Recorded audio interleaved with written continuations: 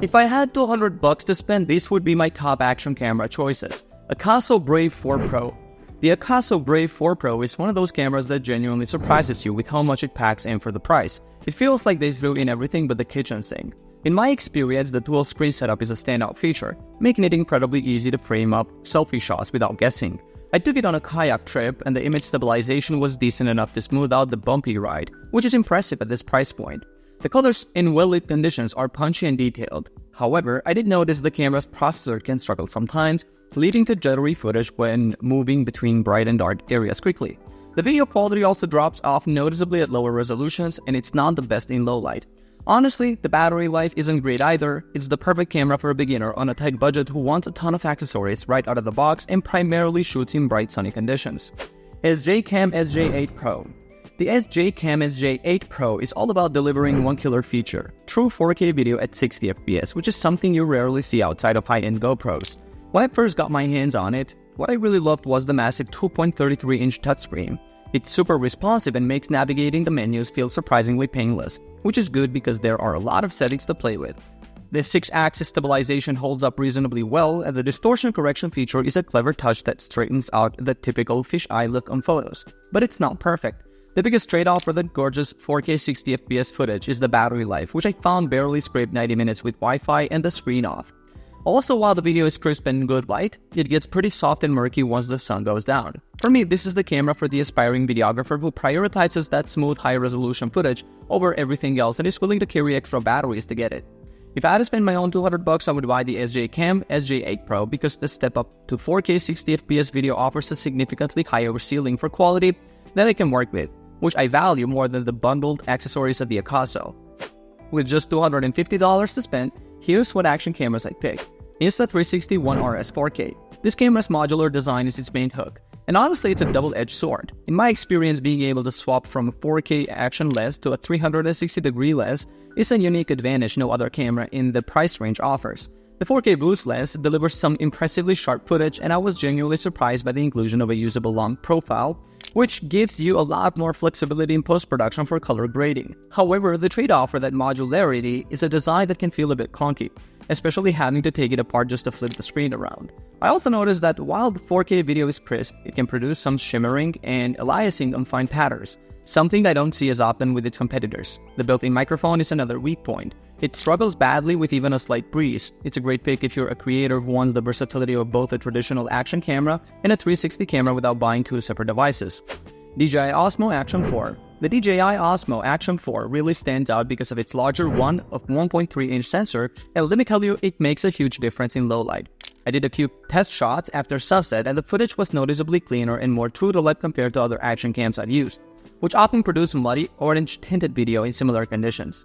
The battery life is also a solid performer, giving you more shooting time on a single charge. What I appreciate in real-world use is how fast it is to start up and the quality of the built-in microphones, which do a great job at reducing wind noise.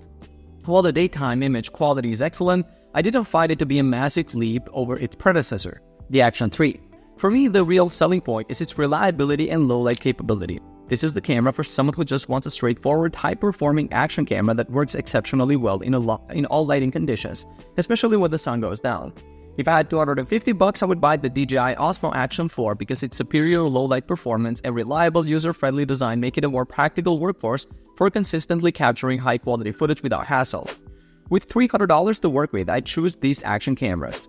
DJI Osmo Nano. This little camera completely redefines what you can expect at this price point, especially for something so small. In my testing, the Osmo Nano delivered footage that genuinely surprised me, looking almost as good as what I get from my larger, more expensive action cameras. The 1.3-inch sensor really shines in tough lighting. I took it out for a sunset ride and it handled the bright sky and dark shadows beautifully without crushing the blacks, something other small cameras struggle with. The ability to shoot in 10-bit D-Log-M gives you so much flexibility in post-production, which is a huge plus for anyone serious about color grading. I did notice it gets pretty warm, especially shooting in the high bitrate 4K at 120 FPS mode, but when mounted on my bike with some airflow, it never overheated.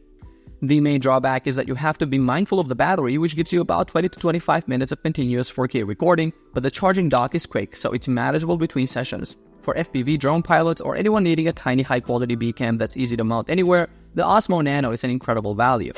Insta360 X3. The Insta360 X3 is less of an action camera and more of a creative powerhouse you can fit in your pocket. The magic here is in the 360-degree capture. I just hit record, mounted it to my helmet, and it didn't have to worry about framing the shot at all. Later in the app, I could reframe the 5.7K footage to create some really dynamic shots that would have been impossible with a traditional camera. The large 2.29-inch touchscreen is a massive improvement over previous models, making it genuinely easy to use handheld like a phone. The flow state stabilization is ridiculously good. I took it on a trail run and the footage came out incredibly smooth, almost like it was shot on a gimbal. While it can shoot standard 4K single-lens video, I found the quality wasn't quite as crisp as dedicated single-lens cameras like the Osmo Nano. The real strength is shooting in 360 and having infinite possibilities for editing later. This is the perfect camera for vloggers, travelers, or creative filmmakers who value flexibility over pure image fidelity and want to create unique eye-catching content without a complicated setup. If I had to choose one, I would buy the Insta360 X3 because its 360-degree capabilities open up a world of creative possibilities that a standard action camera simply can't match. With just $350 to spend, here's what action cameras I'd pick. DJI Osmo Action 5 Pro. The DJI Osmo Action 5 Pro is the camera that finally let me stop worrying about my battery. In my experience, the biggest anxiety with action cameras is managing power, but the Action 5 Pro's battery just goes on forever, letting me shoot for roughly 240 minutes without a swap. That combined with its 64GB of built-in storage was a game changer. I can't tell you how many times I've forgotten a microSD card at home, but with this camera, you can still film for about an hour in 4K. The user experience is fantastic. It's incredibly easy to navigate with the dual touchscreens, and you can just leave it in auto mode and get great-looking stabilized footage. My main gripe is that the colors can look a bit flat straight out of the camera, so I usually have to punch them up in post. Also, the built-in microphone quality is just okay, but it pairs perfectly with the DJI Mic 2, which is how I get clean audio anyway. It's the perfect camera for someone who values reliability and wants to hit record and trust they'll have plenty of battery and storage for a long day of shooting. Insta360 Ace Pro 2. Honestly, the image coming out of the Insta360 Ace Pro 2 is so detailed it almost feels unreal. The new Leica lens gives the footage a level of texture and clarity that makes other cameras in this price range look soft. When I was filming, I kept noticing how crisp the background details were, from individual branches on trees to the texture on the road.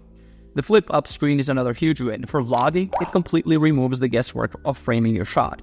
What really surprised me was the low-light performance. The pure video mode pulls in so much color, it's genuinely staggering for an action camera. However, the image can sometimes feel a little too sharp, almost artificially so, and I noticed it struggles with focusing on close subjects, often keeping the background sharper than my face.